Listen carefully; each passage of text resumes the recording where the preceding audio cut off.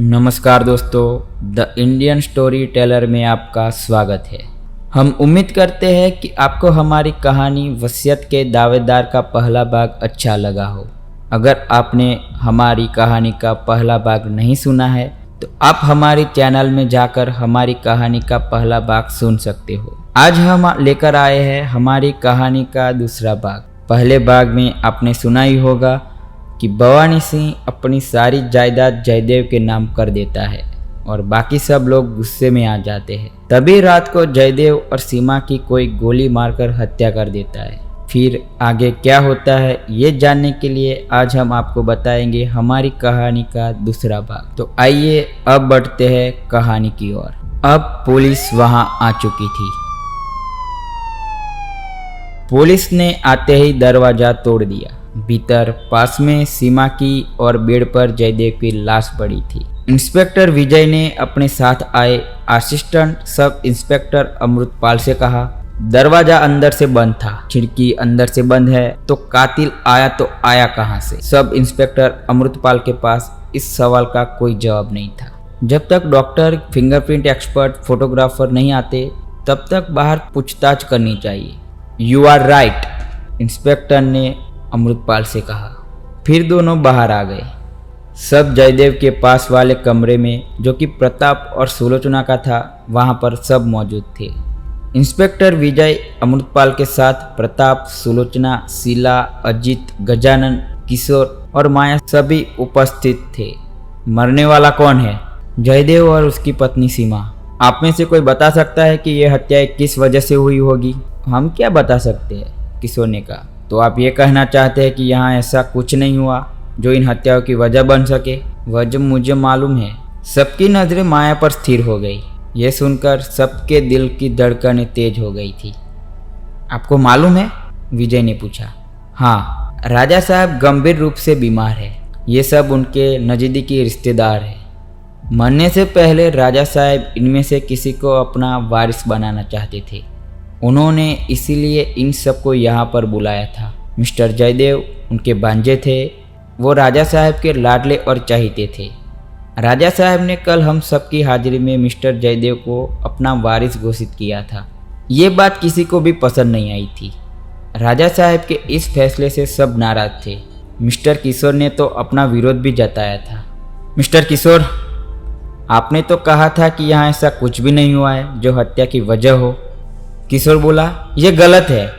आप बेवजह मुझ पर शक कर रहे हैं। मैंने विरोध किया था क्योंकि वास्तव में मैं ही इस वसीयत का असली हकदार था।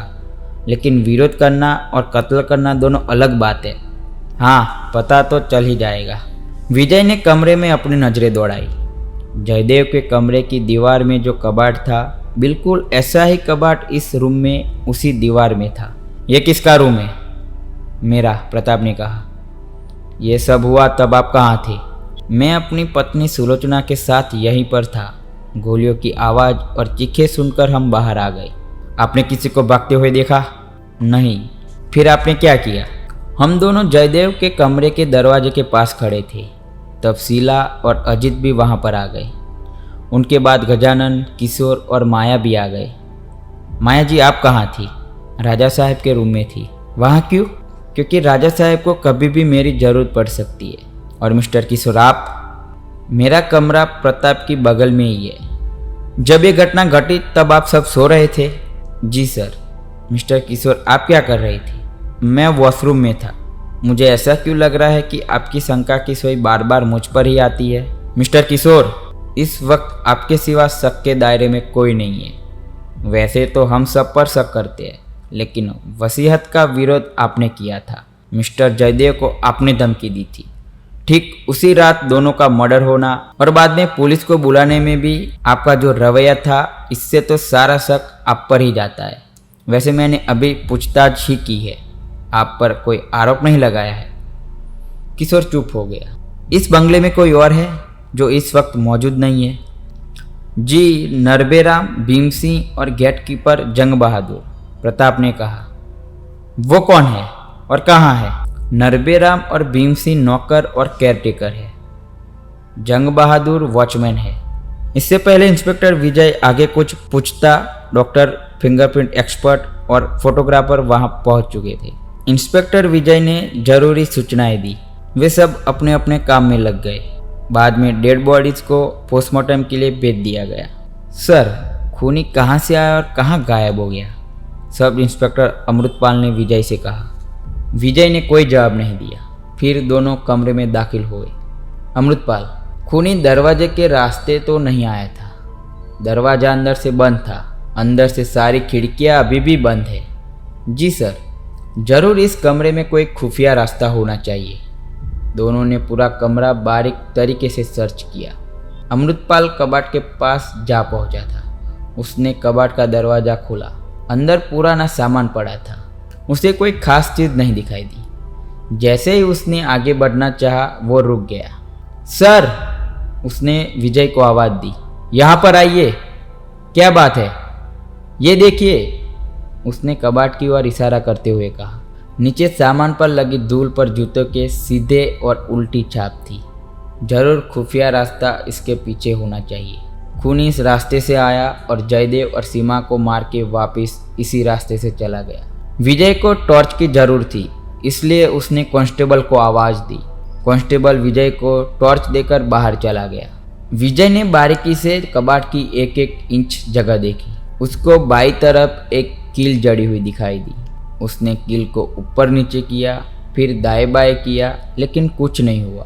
कील को उसने बाहर की ओर खींचा, तब भी कुछ परिणाम नहीं आया। उसने कील को अंदर की ओर दबाया। नतीजा सामने था। दीवार का एक भाग एक और खिसक गया था। दोनों की आंखें 1000 वोल्ट के बल्ब की तरह चमक उठी। उन्होंने अंदर प्रवेश किया। दोनों इस वक्त 2 फुट की लॉबी में खड़े थे। लॉबी आगे पीछे दोनों तरफ दूर दूर तक फैली हुई थी। अमृतपाल, जिस तरह ये लॉबी फैली हुई है और इस कमरे से जुड़ी है, ऐसे हर कमरे से जुड़ी होनी चाहिए। सर, मुझे भी ऐसा ही लगता है। विजय ने जमीन पर टॉर्च की लाइट की। जमी हुई धूल पर पैरों के निशान साफ साफ दिख रहे थे। विजय आगे बढ़ा। अमृतपाल भी उसके पीछे पीछे जाने लगा। अचानक वो दोनों एक जगह पर रुक गए। आगे कोई निशान नहीं थे। दाईं ओर की दीवार के आगे खड़े दोनों अंदर जाने का कोई रास्ता ढूंढने लगे। कबाड़ में जो कील थी, वैसे ही कील दीवार पर विजय को दिखाई दी। उसने अंदर की ओर कील को दबाया। दीवार एक और खिसक गई। दूसरी ओर कबाड़ का दरवाज़ा दिखाई दिया। विजय ने कबाड़ की फर्श की ओर देखा। वहाँ पर पैरों के निशान साफ साफ दिखाई दे रहे थे। इसका मतलब कातिल इसी रूम में रहता होगा और उसी ने दोनों कत्ल किए। विजय ने टॉर्च की लाइट को कबाड़ के लॉक की ओर किया। लॉक ऑटोमेटिक था। अंदर बाहर दोनों तरफ से खुलता था। उसने हैंडल घुमाया और धक्का देकर आगे रूम में दाखिल हुए। अंदर के रूम में ट्यूबलाइट जल रही थी। अमृतपाल, सबको यहाँ बुलाओ। अमृतपाल दरवाजे की ओर आगे बढ़ा। दरवाज़ा पहले से ही खुला हुआ था। दूसरी ओर जयदेव के रूम के पास खड़े सब अमृतपाल को लॉबी से आते हुए देख चौंक पड़े। चलो, सर बुला रहे हैं। सब अमृतपाल के पीछे चल दिए। 2 कांस्टेबल भी उनके पीछे थे। ये रूम किसका है? मेरा है सर। बोलते हुए किशोर की हालत ऐसी हो गई थी मानो किसी ने उसके शरीर से सारा खून निकाल लिया हो। उसकी आंखों में डर साफ दिखाई दे रहा था। तो मिस्टर किशोर, अब आपका क्या कहना है? क्या मतलब? पहले तो मुझे शक था, लेकिन अब यकीन है। क्या किया है मैंने? क्या यकीन है? सारे सबूत आपके खिलाफ है मिस्टर किशोर, विजय ने कबाड़ की ओर इशारा करते हुए कहा। सबकी नज़रें उस तरफ स्थिर हो गई। इस कबाड़ के पीछे जो खाली जगह है वो वास्तव में गैलरी है और ये गैलरी सभी कमरों से जुड़ी हुई है। आप इस कबाड़ से गैलरी में गए और जयदेव के कमरे तक पहुंचे। दोनों को मारकर वहां से वापस यहां आ गए। ये बकवास है, किशोर बोला। मैं बेगुनाह हूँ, मैंने किसी को नहीं मारा। विजय ने किशोर को गिरफ्तार करने का आदेश दिया। कांस्टेबल ने आगे बढ़कर उसे दबोच लिया। वो चिल्लाता रहा, लेकिन इंस्पेक्टर विजय पर इसका कोई असर नहीं हुआ। 1 मिनट इंस्पेक्टर साहब, मैं साबित कर सकता हूँ कि मैंने किसी को नहीं मारा। अब आपके पास क्या नई कहानी है? मेरे पास कोई कहानी नहीं है। आप प्लीज़ मेरी बात एक बार सुन लीजिए। ठीक है, बोलिए, लेकिन ये मत कहना कि जब आप वॉशरूम में थे तब आपके कमरे से कोई और गया हो। ये सच है, लेकिन मैं दूसरी बात कहना चाहता हूँ। इस रास्ते के बारे में सब जानते हैं। हम जब छोटे थे इन गैलरी और रास्ते में खेलते थे। इससे यह साबित नहीं होता कि आपने ये खून नहीं किए हैं। पैरों के निशान जो यहाँ तक ही है, इसके बारे में आप क्या कहेंगे? ये मेरे खिलाफ साजिश है। आपकी थ्योरी के मुताबिक मैंने ये खून किया है, तो वो गन कहाँ है? विजय सोच में पड़ गया। उसने अमृतपाल और कांस्टेबल को रूम की तलाशी लेने को कहा। दोनों ने कमरे को अच्छी तरह से तलाश लिया, पर वहाँ पर कोई भी गन नहीं मिली। किशोर ने एक ही मिनट में इंस्पेक्टर विजय की थ्योरी को गलत साबित कर दिया था। इंस्पेक्टर साहब, मैं रात को डिनर के बाद 1 घंटे के बाद टॉयलेट जाता हूँ। ये बात शायद खूनी जानता था, और खाना खाने के बाद आधा पौने घंटे टहलने जाता हूँ। इसका फ़ायदा उठाकर खूनी मेरे रूम में दाखिल हुआ होगा। बाद में जब मैं वॉशरूम में था तब तक खूनी अपना काम करके वापस आया और मेरे कमरे से बाहर निकल गया होगा। ये सब सुनकर विजय का दिमाग चकरा गया। किशोर की बातों से और कमरे से मर्डर वेपन के नहीं मिलने पर वो सोच में पड़ गया। तो फिर खूनी कौन था? विजय ने किशोर को छोड़ देने का आदेश दिया। आप नरबेराम, भीम सिंह और जंग बहादुर से पूछताछ कीजिए। शायद उनकी पूछताछ से असली खूनी के बारे में कुछ नई बात पता चल सके, प्रताप ने विजय से कहा। इस पर विजय ने गुस्से होकर प्रताप से कहा, आप मुझे मेरा काम मत सिखाइए। केस वही का वही था। विजय के चेहरे पर असफलता और नाराजगी के भाव थे। खैर, फिलहाल आप सब अभी शक के दायरे में है, इसलिए जब तक केस सॉल्व नहीं हो जाता आप में से कोई भी शहर से बाहर नहीं जाएगा। विजय अपनी टीम के साथ बाहर चला गया। उसके जाने के बाद सब अपने अपने कमरों में चले गए।